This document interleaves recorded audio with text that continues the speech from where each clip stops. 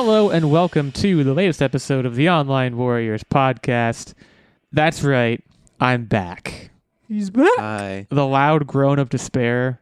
I'm hearing it right now of all the listeners being like, I thought he was gone for good. Well, miss me with that because I'm back. It's good to be here. Hit him with a big old psych. I don't know. I haven't listened to last week's episode yet, so I don't know what was said about me. I don't know. All bad things. Just mention a feet pics. I don't know if Nerdbomber and Techtic, who by the way are joining me, Illeagle 86, here at the Online Warriors podcast. I don't know if they said where I was or what I was doing. I can briefly take everyone through that if anyone's interested. But the important thing is that I'm here now. I have not forsaken any of you, let alone my two wonderful hosts. I was on a beach. I was at a resort. I was living large, as they say. Toes in the sand. I was living large, and by that I mean I wasn't working. I hate to be just fully anti-work right away, but not working for a week, really great. Loved it. Where's your go-to cocktail? Well, here's the thing about the Caribbean. I was in the Caribbean. Their entire theory of mixology is just mix two kinds of rum, and then whatever else happens, you'll be all right. So, like, kind of I don't Here's know. alcohol. Shut up. Yeah, kind of I don't know. Like, it was rum punch, there was double rum old fashions, there was stuff called, everything's called like jammin' by the beach or like Bahama Babe, or it's like, I don't even know what's in it. Did you have sex on the beach? I did not, actually. Like the drink. Yeah, The drink. no, I did not. I knew what you meant. Not really for me, you know? I think I only had it like once and it wasn't for me. I had some gin. I wasn't just drinking the whole time. I don't want to give the wrong idea. I don't know. It sounded a whole lot like you were drinking the whole time. I got a really bad sunburn on one of my shins. How do you even do that? Did you put No sunscreen. sandblock on the other shin? Well, so here's what happened. We're going to get into this, I see. This is a direct quote from me on like day 1.5 of our vacation. I said to my wife, I said, well, surely we don't need to put sunscreen on our legs. Rookie mistake. Rookie mistake. I said that. So that rookie mistake one was that I said that. Rookie mistake number 2 was that my wife listened to me and believed it.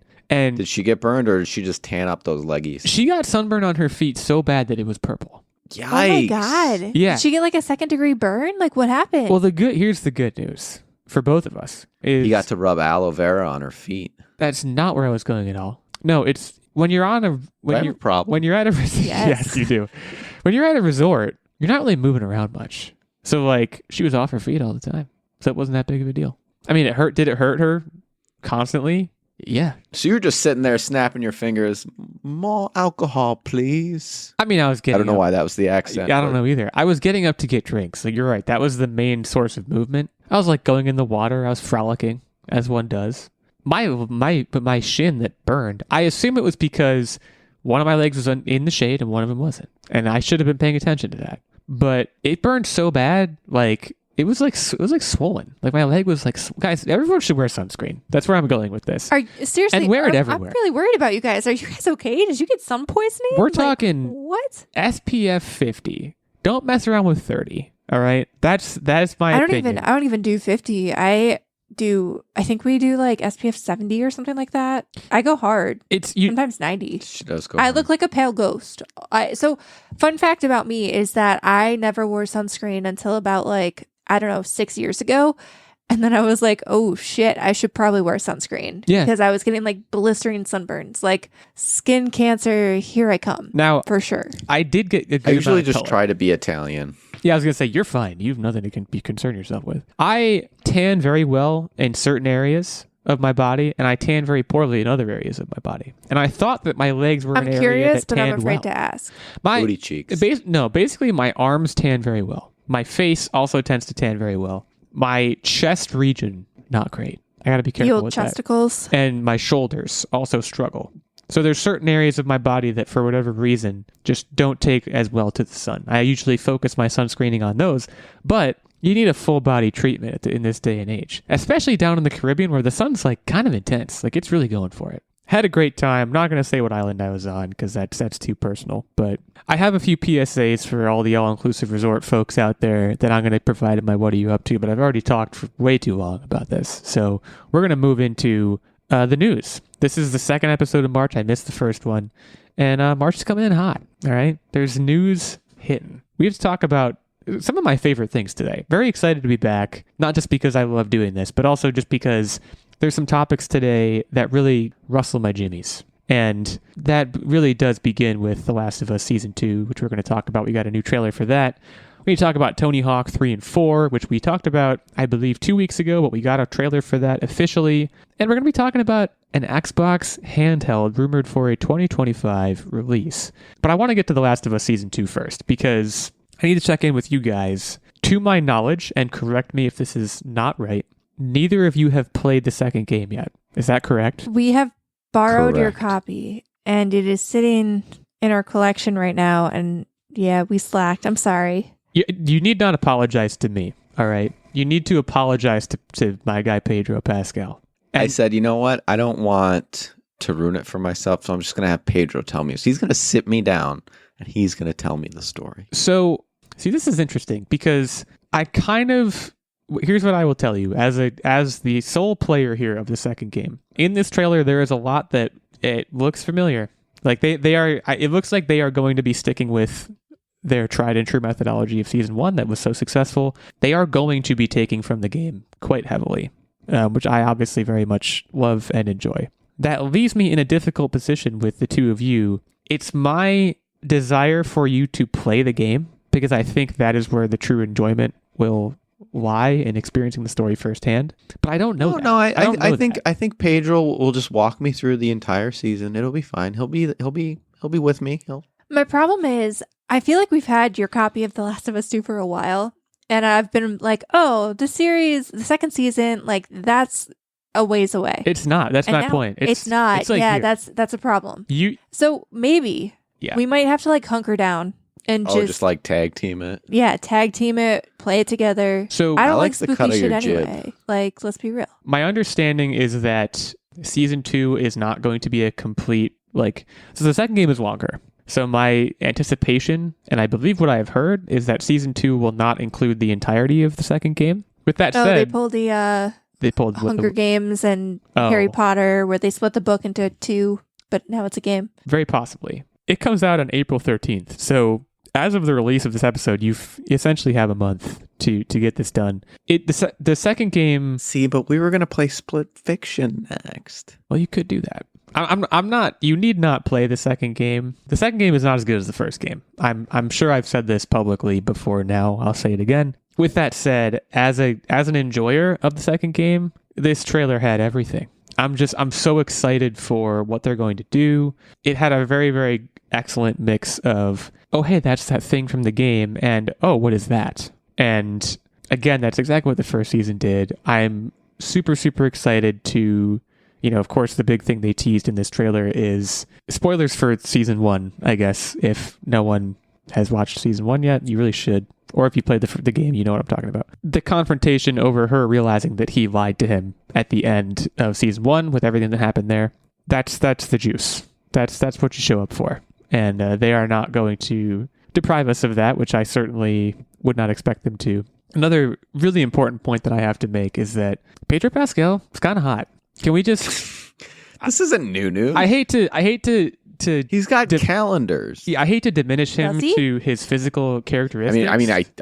I assume he has calendars. What I he meant to say. he was a great casting for Joel, first of all, but he also the He age has it. the aged and withered troubled post-apocalyptic man. There's no one doing it better than him, and he's so good. I'm so excited to watch. I mean, I'm excited to watch both of them, but I'm excited to watch him in particular because his role in the second game, again, without getting into specifics, it's multi-layered.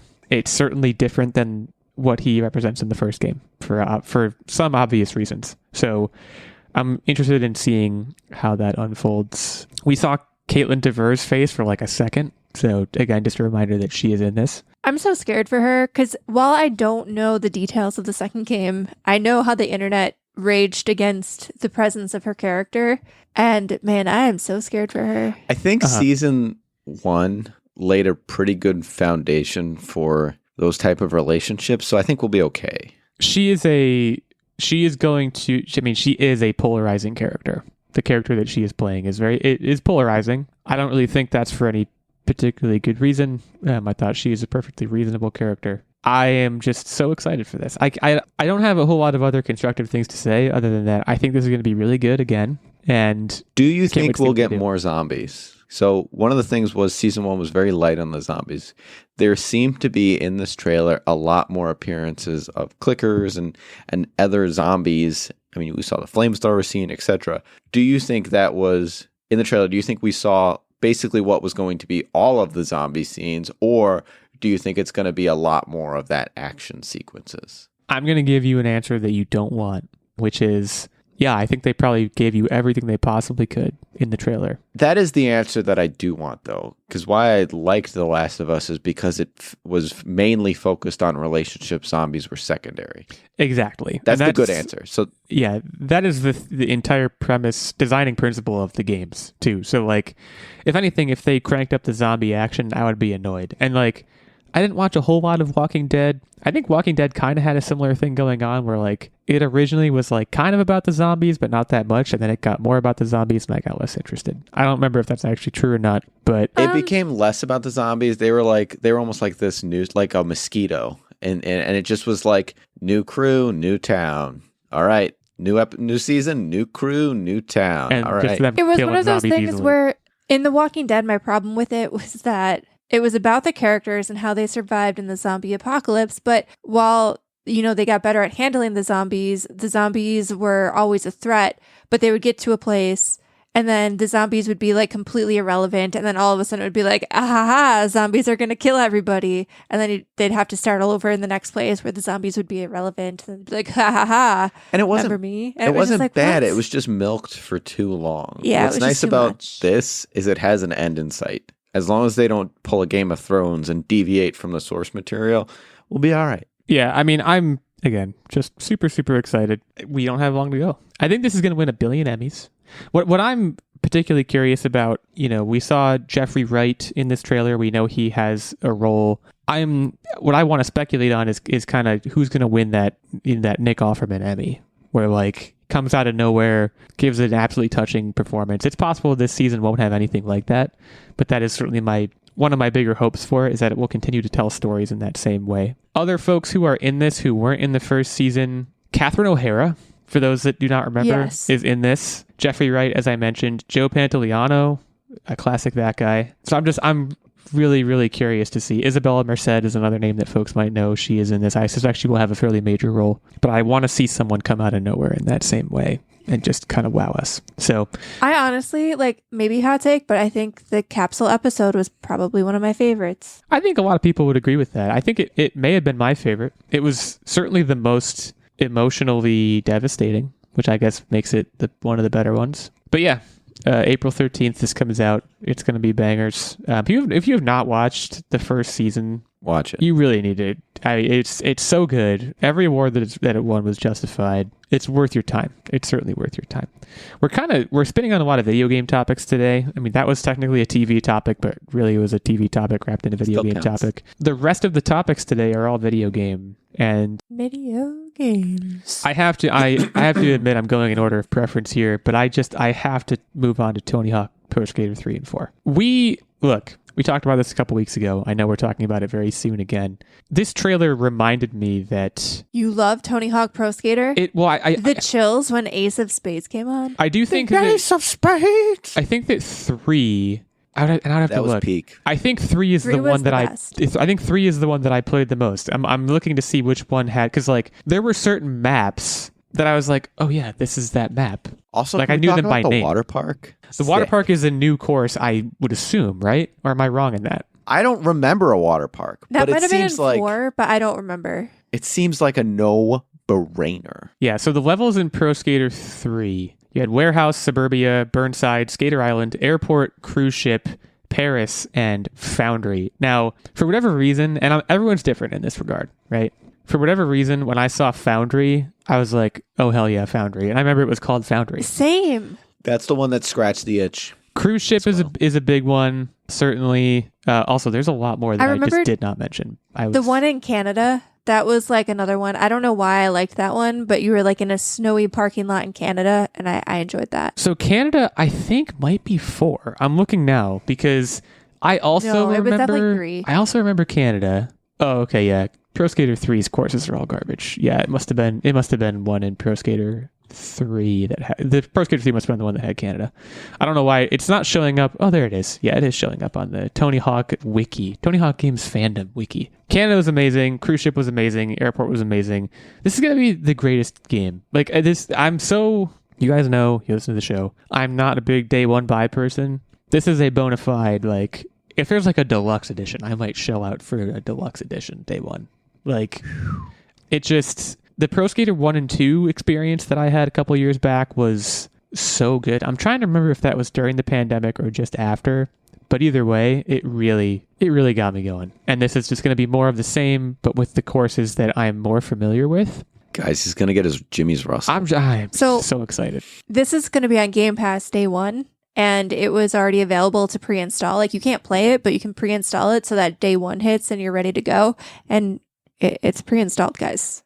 I did that over the weekend. Yeah, because we have an Xbox. That's really great that you can do that. I'm definitely jealous of that. Other levels that I did not mention, by the way, Tokyo, pretty good level. That's the level that has loop-de-loops. Los Angeles, another pretty good level. There's just so many good levels. Like I said, I will just play this for the water park alone. I mean, there's that one that looked like a funnel drain. That looks awesome. And you could just grind the edges, just grind it, and then just boop. This is a game that, like, and again, thinking back to my 1 and 2 experience, like, I'm going to unironically use the term grind. Like, I was grinding on this game, like, trying to get those high scores. It's so simple, and they don't have to change anything about the core experience. They just need to deliver new levels, and they're going to do that. So what I'm really interested, so I want to say Vicarious Visions was the studio that remastered 1 and 2, but it's not the same studio handling 3 and 4's remaster. So I hope, like, 1 and 2, I felt like the vibe was perfect. The controls were perfect. Like, it felt like the old school games brought into today's world. And I hope they really just took that formula and kept it the same. Yeah, so 1 and 2 was Vicarious Visions. It also did come out in 2020, for what it's worth. So it was a pandemic banger. Yeah, 3 and 4, it is not Vicarious Visions. It is still being published by Activision. But I would agree. I would certainly hope that they would just look and say, okay, we have the blueprint. We know what we need to do. But for that, this has to be foolproof. I can't imagine this failing. I really liked in the trailer how they showed the old school footage and superimposed it basically next to the current day remaster. And I feel like, I don't know if you ever played Halo the Master Chief Collection in the like 5 minutes that you had an Xbox. Oh, they're going to have the shift button. But like, there's something very satisfying and cool to go back to what a game looked like when it first came out in the early aughts and see how far it's evolved today. So you want to be able to, could you do that in the Master Chief Collection? Go back and forth between You graphics? can do that in the Master Chief Collection. I don't know if they're planning on having you be able to do that in the Tony Hawk games, but even just seeing it in the trailer, I was like, damn, first of all, I remember the game looking way better than what it actually did back then. But also, it was just very cool to see, like, it's obviously graphically improved, but they kept the spirit of all of the levels and the graphic design pretty much the same, and I love that. Yeah, I definitely agree that I would get something out of being able to switch back and forth. I would have never thought about that until you brought it up, but I do think it would be cool to kind of see, and like you said, get the sense of like, wow, back in the day, I thought this was like all that and a bag of chips, and it's not that good. Like, I just think that's a cool, like, look how far we've come kind of thing. Now I'm just gushing about these things like I did about Last of Us, but like, I just don't see how this could possibly fail. If they stay true to the source material and also just copy the notes of the previous 1 and 2 remaster, there's no way this could be bad. Hopefully they won't make me eat my words. But again, July 11th is when this comes out. So I will probably pre-order this. I don't really know. It shouldn't be hard. For all I know, I can go pre-order it right now. I just haven't done that yet. But this is gonna be a good few days at least for me. I remember Tokyo challenging me, and I'm up for being challenged, in particular by a game like this. So big hype coming for Tony Hawk Pro Skater 3 and 4. Again, that's July 11th that comes out. So get hyped. We'll take a short break now before coming back to talk about the Xbox Handheld and get into what we've been up to in the past week, or in my case, the past 2 weeks. Before we do any of that, though, I would be remiss. I took a week off from my shout-out duties. I can only I imagine. kept your line though. Yeah, I can only kept imagine your line. that Techtic and Nerdbomber, sounds like Nerdbomber, carried the load in my stead. But Mr. Stephen Keller, Mr. Lloyd Weldy, here again to thank you guys for all you've done for the show. Stephen and Lloyd support us at the highest of our 3 levels of Patreon support, which is the night level.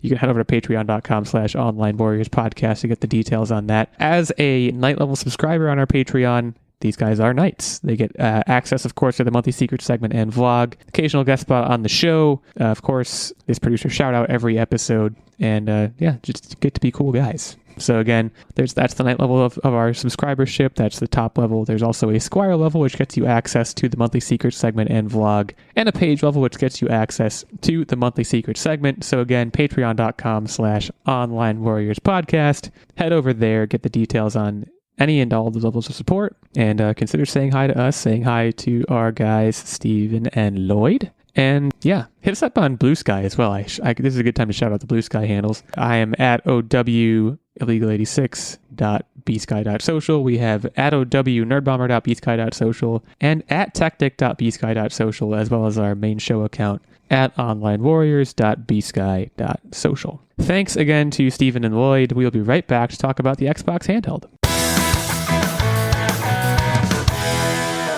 Hey everyone, my name is Josh and I am the host of the Still Loading podcast. On Still Loading, I talk about retro and modern video games, video game history, as well as some goofy projects such as an episode of dramatic readings of video game manuals.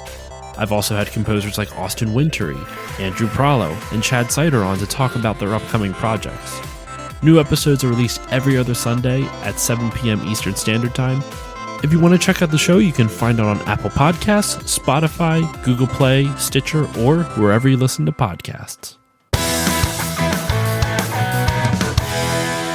All right, we are back to talk about handheld gaming, guys. Handheld gaming. Oh, why am I doing that today? I keep doing that to everything you do now. It is. Try to keep going. That's fine. Doesn't bother me. You're like a cockatoo. There's a couple things here. Xbox is reportedly partnering with another company to put out a handheld this year in 2025, codenamed Keenan. They are also working on Why a do they do these weird code names? yeah. Can we just, for a second, come on. Keenan is an interesting So one. that's harder for leaks to happen. They can always go, oh no, that's not Xbox, that's Keenan.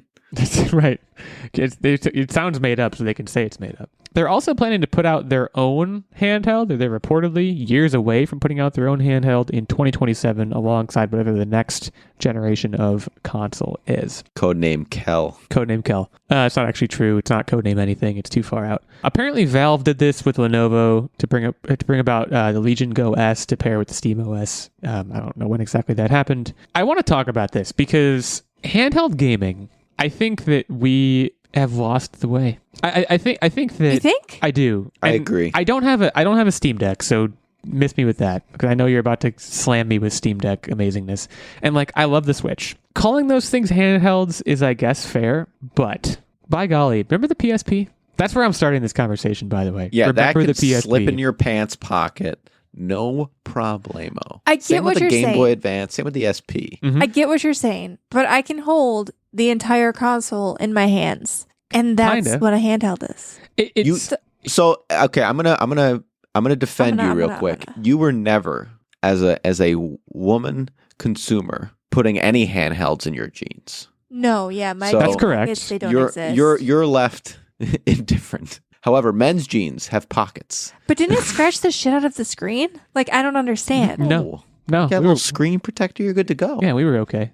I think it's cool that Xbox is trying to get in on what the Steam Deck and the Switch have going on. Don't get me wrong. The other thing that I want to ask, though, about this is that, okay, my understanding is, the Steam Deck, obviously, you use it through Steam, but, it's kind of PC adjacent. Xbox is It is a PC. Xbox You is... you can boot it in Linux desktop mode. Yeah, so an Xbox handheld is going to play Xbox games probably just by operating as a PC that can play Microsoft games. Do I have this right so far? I would imagine that's what I would it's going to assume be. so. So I feel I don't think that they're going to make it any different. I really do think they're probably just going to take an existing handheld, skin it with Xbox, slap an Xbox logo on it and call it a day. That's I crap. don't. That's So crap. I hate that. No. So hold on. Time out. I agree with you, but also I don't know I'm gonna quote. that this even needs to exist. I'm gonna quote one of the points in the. It was an IGN article, and they had said, you know, we've have these handhelds that exist, and they're playing Xbox games, but they just don't feel like an Xbox. And the goal with this handheld is to make it feel like an Xbox console. I don't know what that means and how it's going to differentiate, but that is their goal. It doesn't mean anything going forward. That's not a real constraint. Like, I mean, I can't. they're talking about kinda adding an get it, Xbox logo to it. Like I don't. But there's So the like Xbox controller before the most recent PS5 controllers. The Xbox controller was like gold standard. the golden standard for what a good controller feels like. And I think they need to take that same magic and adopt that into shove a screen in the middle. Yeah, and That is what makes it unique Sort to of the like Xbox. the PlayStation Portal, except Exactly. the PlayStation Portal doesn't play games natively. But I do think that like when I look, and granted, this polygon image is like, I'm sure it's just a mock-up of something that's not remotely what the handheld's going to be. I think it looks like it's showing the Steam Deck. It's really underneath. it's just a Steam Deck with the Xbox screen on it. Like I know you like your Steam Deck, Nerdbomber, and I'm not begrudging you I that. freaking love it. I want something that looks not like this. Like, But that's what's why? important about what I just said. The Steam Deck, it feels clunky in your hands. agree. And I don't know if I agree with that. I think the more that I've used it, I understand exactly why it has been designed the way that it's designed. You have the touchpad so that you can boot it in desktop mode. You have the rear paddles that but they you don't can need all assign- that, right? You can. No, but like Microsoft doesn't need desktop mode. No, They don't, Microsoft doesn't need that. Yeah. And that's where that But it would be nice to unique have. feel comes into play. I feel like knowing that Microsoft is also one of the biggest operating system providers for PCs, like lean into that at this point. Like you're not winning the console war against PlayStation. It's just not happening for you this generation. Lean into the fact that you're also a really good PC builder. Yeah, I mean, I think I want, and I'm gonna say something that's gonna shake you to your core. Also, before we move on, I should say, back in the day, and I'm talking like in like the 360 era, there were people who were talking about like, but people would post these insane images online of like, here's what the Xbox 360 portable would look like, and it's what Techtic and I are talking about, where it's like literally just a controller that like they just take it and stretch it and put a screen in the middle of it, and I think that's great. I think that even the Switch has some ergonomics problems. Like I love my Switch. Well, these, For me, these ideally- flat tablet designs are just not ergonomic, Yeah, period. Yeah, for me, the ideal handheld video game experience would be a controller that has a screen in the middle, and to that end, what I would say, which I think is going to ruffle some feathers, we can make the screen smaller. That's fine. Like, I think that part of the problem here is that, I mean, look at your Steam Deck. It's just a big, giant screen. Like, in the in the interest of making it more pocket portable, like Techtic said, and B, in the interest of, like, ergonomics, I can handle a smaller screen. And like maybe I'm alone in that, and maybe that limits what you can do. Like I think the best era of handheld games was probably when games were being designed specifically for handheld and not for console and PC and everything. But we're probably never going to go back there, right? Like I think it's fair to say, and Techtic, I know you're a big fan of that too, but like that's probably over, right? Like I mean the DS is still cooking, but like I think the DS is officially dead now. But I think, I don't know, I kind of like it. And until you've had something like the Steam Deck. So my experience with the Nintendo Switch is obviously, yes, you can play handheld and dock it to your TV. And that's great, versatile, whatever. And that's kind of what started the trend. But the Steam Deck, if you have a docking station and you have streaming capabilities and you have native games and you can seamlessly start and load games on multiple different devices, like that is the sweet spot. I have played Indiana Jones on my Steam Deck, and then I have picked it up on my Xbox, and I've played it handheld and I've played it docked. And I know that sounds crazy, but I've done all of those things. And then I could boot it up on my PC if I wanted to, and I could play it there. And for me, having that continuity is really what the future is. I love that.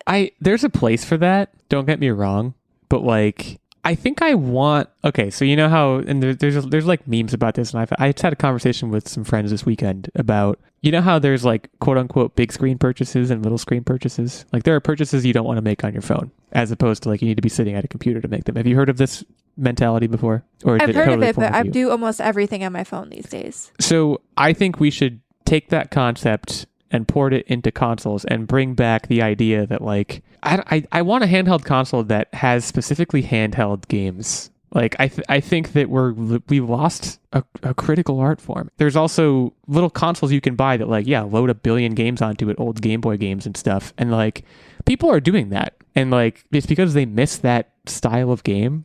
And maybe that's not enough to get it to come back into the mainstream, right? Especially not the way that it was. But I think it'd be really cool if that did happen. Here's the thing with like the Game Boy type games relative to the consoles. They weren't that far behind what the consoles were. So if you like consider That's true. The N64 and then what was on the Game Boy, right? It was kind of this same jump that we're seeing today. But the difference is it seems like they're doing the same thing, and because we're approaching this asymptotic curve of we're technology plateauing. where even our handheld games are these like ultra high quality games, and so it's hard to like. I don't think there is ever going to be a handheld game like that looks like Pixel Joe, doing his thing anymore. We are at the peak technology, unless there is this nether jump. One of the things that I was thinking about is we're now seeing foldable screens, and we want things to not be clunky and big and bulky. Why aren't they, integrating that foldable screen technology into this so that it could still be nice and package and fit in your jeans? Well, so the counter argument to all of this that I do feel that I need to bring up is like one of the things that killed like the Game Boy is the cell phone, right? Like if you want to play a little phone game, there's about 1 billion of them. And like some of them are like AAA titles. Like you can have that same experience. Now you just have it on your phone instead of a dedicated console. So like that's another thing. Do you want to know something wild? Please. I know a guy who he plays Call of Duty, and the way he described this to me was fascinating. But he plays Call of Duty on phone and tablet and crab claws the screen. Yeah, and by that I that's mean insane. like the way that he had like pinkies behind the screen and then used 3 fingers and a thumb. Yeah, sir, if you're on the listening, front of the screen. you need help. You need to seek help. That's not okay. But like I can't even believe you can do people that. are doing that. How? Yeah, I mean, my brain had a trouble wrapping around as he was describing, like he was holding his fingers up to try to show me how he does it, and I still don't fully understand, but he does it. He says it's fun and effective. He needs to be neurologically analyzed by the medical community, because that's not right. You shouldn't be able to do that. We're getting off the point here. I mean, I think that I'm not going to besmirch or put down Xbox for wanting to get into, the PlayStation Portal or the Nintendo Switch game. Like it's a good market for them. I think I agree with you, Nerdbomber, that like Xbox has to take the L on this generation. They lost. Like it's over. So I think where the big swing is going to come is in this 2027 rumored console. I think this 2025 one. I don't know that the timing on this is right at all. That's the thing that kind of worries me. I mean, with the Steam Deck and the Switch and the Portal, you're coming in late when you're a few years away, it sounds like, from your big daddy handheld that could draw a lot of people. So I don't really understand that move. But I don't know. I mean, swing it over to you guys, the Xbox owners. Is this something you would ever invest in? I feel like at this point, I can play all of my Game Pass games on my Steam Deck. And granted, yes, not natively, I'm streaming it. I don't know why I would need an Xbox dedicated device. It would be, but maybe if like they're the looking UI, at it as like, maybe it might be a UI thing. I don't know. Who cares though, right? But like the way that the Game Pass streaming works is that you basically log into your Xbox UI. Like when you boot up Game so it Pass is still the UI. Yeah, it's the same UI.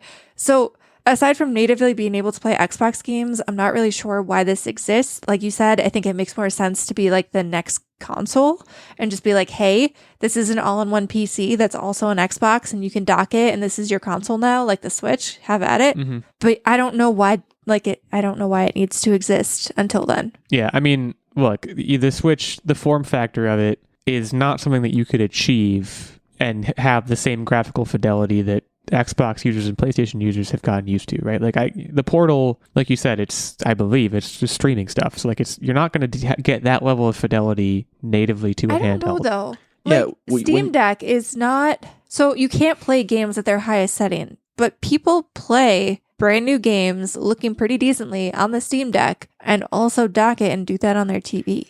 And also the Switch is like 6 years old. That's the true. Switch is old now. That's true. I'm just thinking about how large the PS5 and Xbox are. Like they're massive.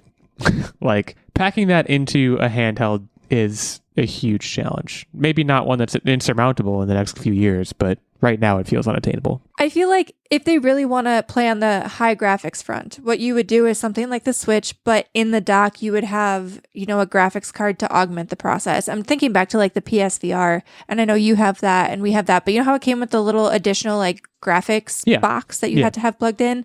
So I could see like the docking station then, if you're having a handheld, like obviously your graphics are going to suck when you're in handheld mode, but if you want to dock it and play in 4K or 8K or what have you on your TV, then the dock is your graphics card, basically. Yeah, that's probably much closer to the reality of what the 2027 rendition will look like, I would think. But we will have to wait and see until 2027. We have not gotten an official, like press release from Microsoft yet for this 2025 partner handheld, but we'll likely get one soon, if only because the year is a quarter of the way over. We'll see who they partner with, and we will see what it can do. Let's move into what are you up to Wednesday? Now, I've been gone for 2 weeks now.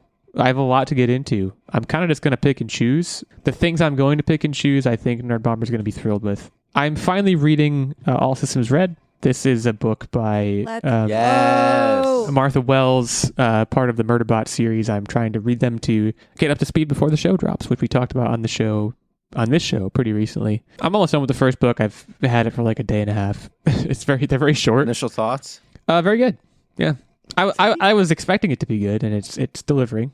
It's very easygoing. It's very light so far, which I can appreciate. As I mentioned before, I was on a beach for a week, so I read a bunch of other books. I'm not going to shout them out here, but that is just what I'm reading most currently. As far as games are concerned, I have moved away from Blasphemous, which I think I may have mentioned in my last record that I was looking to potentially do because it just makes me so dang angry. And I've made that official by returning to God of War Ragnarok and restarting it because I restarted it. Yeah, I was 17% of the way through it, but I did that 6 months ago, I feel like. So I just kind of needed to go back to it and remember what it was. And I'm doing that now, and it's still great. So I'll probably finish it this time. But I'm playing that. And then as far as what I've been watching, I want to shout out a movie that just hit streaming this week on Max. I'm being particularly trendy and current with my streaming recommendation. A movie called Heretic. This is a movie that came out. It was in theaters pretty recently, which that's the streaming model now. It's a horror movie, A24, that stars Hugh Grant, which is particularly interesting, him in a horror role. Very interesting movie, great script. I don't know that the ending was super great, but the meat of the movie was very, very entertaining. Hugh Grant was amazing, and the writing was really good. So would definitely recommend that. Otherwise, yeah, I was on a beach for a good long while.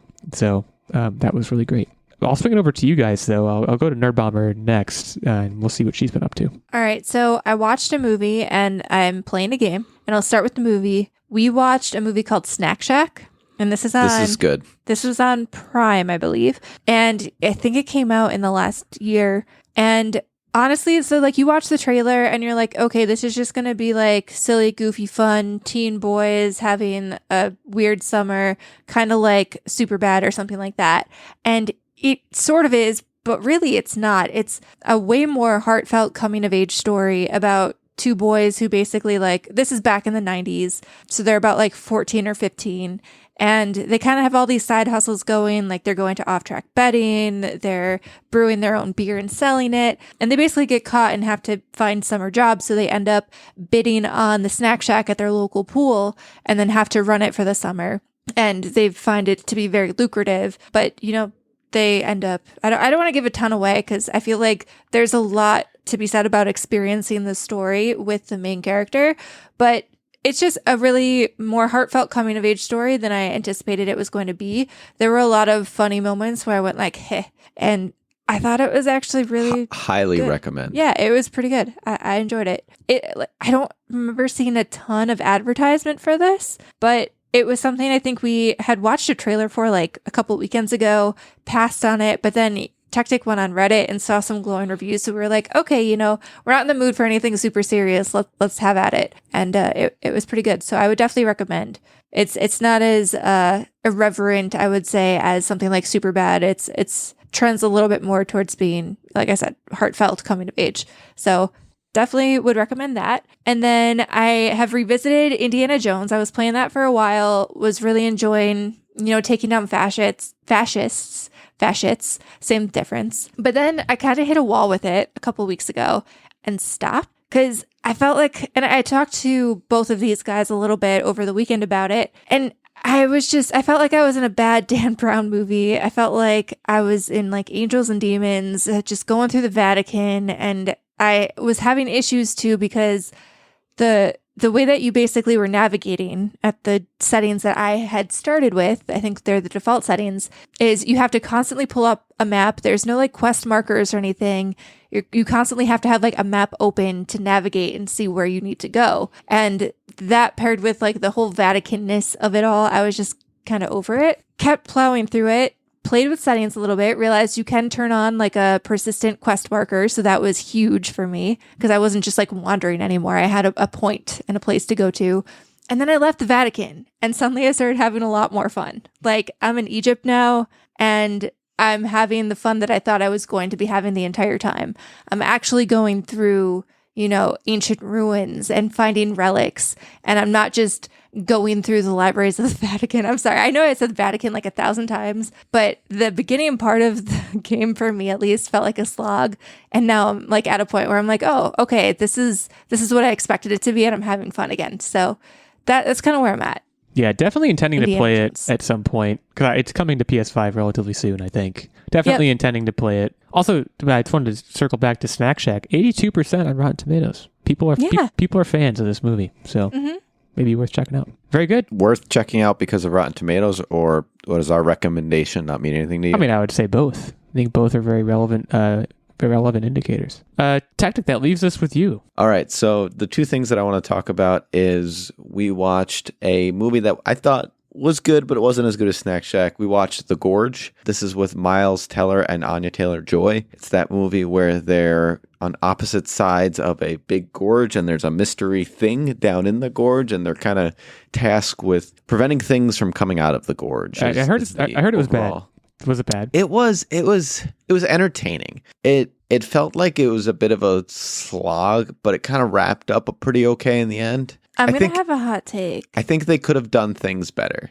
I think it would have been a better like rom-com movie without the weird horror elements. Yeah, I feel like it would have shortened the movie, and also like I didn't If they made the things coming out of the gorge like this cheeky thing, I think you're absolutely right. The things oh my goodness, you're so right. The clips I've seen online have mostly centered around the rom-com-ish parts of it, and like those are the best parts. They're pretty good. Like I you go through like reels and stuff. Like I just see clips from it, and I'm like, okay, this is not like I've heard this movie is bad. This seems okay. Like it's not amazing, but like both leads can get. It was fine. Both leads can like get I said, it was. So like it's. I thought it was good as from an entertaining standpoint. It wasn't. I wouldn't give it the highest of praises, but I think the sci-fi horror part was definitely like shoehorned in. I think they wanted to give it depth, and like it just didn't need to happen. And that's the part that dragged. Yeah. It's just so that was the one thing, and then the other thing is I've just been going hard on working on my game, and I feel like I'm always talking about it, but that's all I'm doing lately. I have an in-person meetup with local developers, so I wanted to get it nice and polished so that I can show up with, hey, have you guys come across with this, and this issue? When is that? What's that? Do you mind if I ask you when that Thursday. is? Dang, Thursday. Dude. Hype. I'm going to ask you for an update about that. Not on the air. Give me an update. I'll do it. I'll ask you off the air, but that's very exciting. He's doing the thing, guys. He's doing the thing. He's doing the dang thing. We're so proud of you, man. What's really exciting too is Nerdbomber just came up with like an excellent idea. You were always just this kind of character traveling through a roguelike type environment. And she said, hey, why don't you have it where you can collect skins throughout it? And it just added a whole new element to it because I just finished programming all the skins and everything in. It's coming out good. I'm really excited. Collectibles, baby. Collectibles. I'm a real slut for collectibles. I said it, and I would say it again. Aren't we all? That's why I love God. Love me a good collectible. That's why I love God of War so much. There's just so many things. There's so many little trinkets you can find. I'm just like, give me all of them. Dude, you get in a fucking boat in God of War, and it's just like, let me just paddle around and look for collectibles, and I'm in. I think that's what the collectibles are. Different colors of your character, but they all have unique abilities as well. So if you can think of new colors, I have 8 colors currently. Functional collectibles. Is neon green a color? You start as green. You start as neon green. Okay. It's neon green, of a deep red, color. yellow, orange, purple, pink, blue, black, and gray. I didn't do white because white looked kind of weird, so I did gray. Okay, I think you may have run the gamut, but I'll give it some thought on my downtime. I'm considering cyan. I'm open to cyan. He's open to cyan, folks.